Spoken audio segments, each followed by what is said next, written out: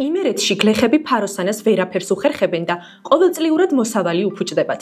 ყველაზე ხშირად თხილი და siმინდი. მოსავალი არც სახლისთვის რჩებათ და არც გასაყიდად. ფაროსანა, იგივე აზიური ბაღლინჯო, ჩვენ სოფლებში 2016 წელს გამოჩნდა.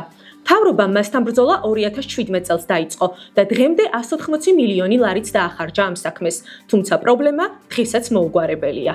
იმერეთის 35 სოფელში გამოვკითხეთ მოსახლეობა და მათი უმრავლესობის თქმით, ამ წლებში ფაროსანას რაოდენობა არათუ გამქრალა, არც კი შემცირებულა. აზიური ფაროსანა მავნებელი მწერია, რომელიც 300-ზე მეტი მცენარით იკვებება და დღეში დაახლოებით 30 კილომეტრს დაფრინავს. ძირითადად ანადგურებს ბოსტნეულს, თესლოვან და კურკოვან ხეხილს.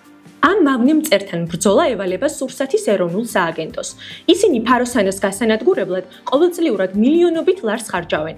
ამას ემატება USAID-ისა და ევროკავშირისგან მიღებული დაფინანსებაც. 8 წლის წინ შექმნეს სტრატეგიაც, რომელსაც 3 მიმართულება აქვს: საინფორმაციო კამპანია, მონიტორინგი და ქიმიური ღონისძიებები, ანუ ხემცენარეების შეწამლა. იმერეთის მაგალითზე მოგიყვებით, რა ხდება სტრატეგიის შექმნიდან 8 წლის თავზე. საინფორმაციო კამპანიამ არ იმუშავა.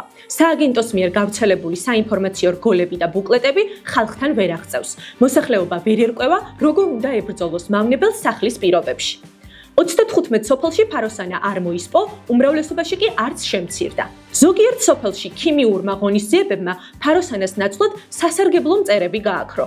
შემწამლავი მანქანა მხოლოდ სოფლის ძირითად გზაზე დადის, რის გამოც წამალი ეზოებში, ბოსტნებში, ყანებსა და სავარგულებში ვერ ხვდება. ფაროსანას სრულად მოსპობა შეუძლებელია, თუმცა მისი რაოდენობის შემცირება შესაძლებელი. სპეციალისტების აზრით, ამ მწერის დასამარცხებლად ეფექტური გზებია. სპეციალური კვლევები მავნებელთან ბრძოლის მეთოდების დასადგენად. სოფლის მოსახლეობისთვის ინფორმაციის მეტად მიწოდება, ქიმიური, ფიზიკური და ბიოლოგიური მეთოდებით ბრძოლა, სპეციალისტების მომზადება და ახალი თაობის ჩართვა. ჩვენი კვლევა აჩვენებს, რომ მთავრობა მავნებელს კი ებრძვის, მაგრამ იმერეთში მათ მცდელობას რეალური შედეგი არ მოუტანია. სტრატეგია გადასახედია, არსებობს გამოსავლის გზებიც. ახლა ჯერი სურსათის ეროვნულ სააგენტოზეა.